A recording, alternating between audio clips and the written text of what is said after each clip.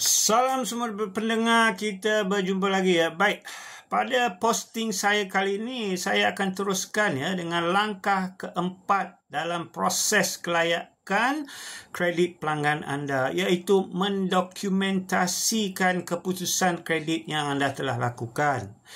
Setelah selesai dengan langkah pertama hingga ketiga dalam proses kelayakan kredit ya, bagi saya ulang di sini, iaitu pertama, langkahnya ialah penyediaan borang permohonan kredit. Langkah kedua, melakukan proses penilaian STUN, dan langkah ketiga, membuat keputusan kelulusan kredit ya. Yang mana ketiga-tiga langkah ini fokusnya lebih kepada menilai risiko kredit pelanggan anda. Namun langkah keempat ini pula dalam mendokumentasikan keputusan kredit anda ini, fokusnya pula ialah lebih kepada mengurus risiko kredit ya. So ada beza menilai dan mengurus risiko kredit. Kepada anda, mendokumentasikan keputusan kredit ini ya adalah supaya keputusan kredit yang anda telah muktamadkan menjadi sah dari segi undang-undang, dan juga bagi mengelak ya sebarang pertikaian ya dengan pelanggan anda di masa akan datang. Penting kita mendokumentasikan ini. Baik, bagi proses mendokumentasikan keputusan kredit anda ini mudah sahaja. Anda hanya perlu menyediakan satu dokumen atau dipanggil surat perjanjian kredit. Sekiranya anda ingin dapatkan ya format dokumen ini, anda boleh Google sahaja surat perjanjian kredit dan pilih ya, gunakan format mana-mana yang bersesuaian dengan anda. Tapi kalau boleh pilih satu format yang surat perjanjian kreditnya tidak terlalu kompleks ya, sampai berjela-jela bermuka-muka surat macam banyak sangat ya. Memadai surat perjanjian yang ringkas dan mudah difahami. Setakat mungkin 1-2 muka surat sahaja. Baik, sebagai panduan ya, tentukan yang surat perjanjian kredit anda ini mesti terdapat 6 terma atau klausa utama yang anda sudah tetapkan dan ditulis dengan jelas. Yang pertama dan paling penting, berapa had kredit yang diluluskan kepada pelanggan anda. Sebagai contoh, tulis dengan jelas, jumlah had kredit yang diluluskan ialah sebanyak RM5,000 sahaja pada sesuatu masa. Seterusnya, terma kedua pula ialah keperluan deposit dari pelanggan anda. Di sini anda juga mesti tulis dengan jelas jumlah dalam ringgit atau peratus deposit yang perlu dibayar, bila pelanggan anda kena bayar, dan juga sama ada deposit tersebut boleh dipulangkan balik atau tidak. Sebagai contoh, bayaran deposit sebanyak 30% hendaklah dibayar bila sebuah harga ini diterima atau sebelum sebarang kerja dimulakan. Bayaran deposit ini tidak akan dipulangkan balik sekiranya pesanan ini dibatalkan oleh pelanggan.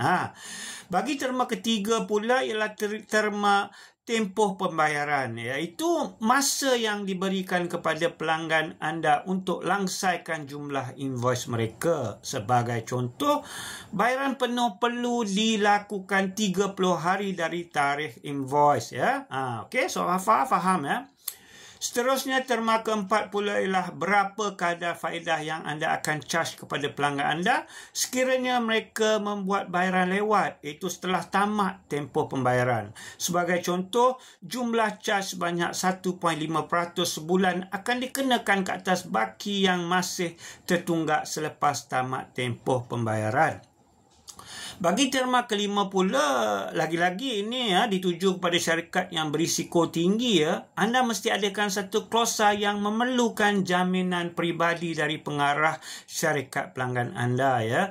Ini supaya anda dapat mengikat ya hutang syarikat pelanggan anda itu kepada aset peribadi pengarah yang memberi jaminan tersebut. Dengan jaminan ini diharap dapat meningkatkan lagi komitmen pelanggan anda untuk bayar balik hutang mereka.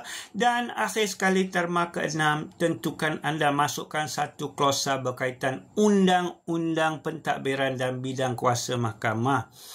Ini supaya memudahkan anda sekiranya terdapat sebarang pertikaian yang memerlukan anda ke mahkamah, ya. Contoh klausa itu mungkin berbunyi seperti berikut, ya. Perjanjian ini hendaklah ditadbir oleh dan ditafsirkan mengikut Undang-Undang Malaysia dan sebarang pertikaian tertakluk kepada bidang kuasa eksklusif mahkamah-mahkamah di Malaysia. Boleh, ya.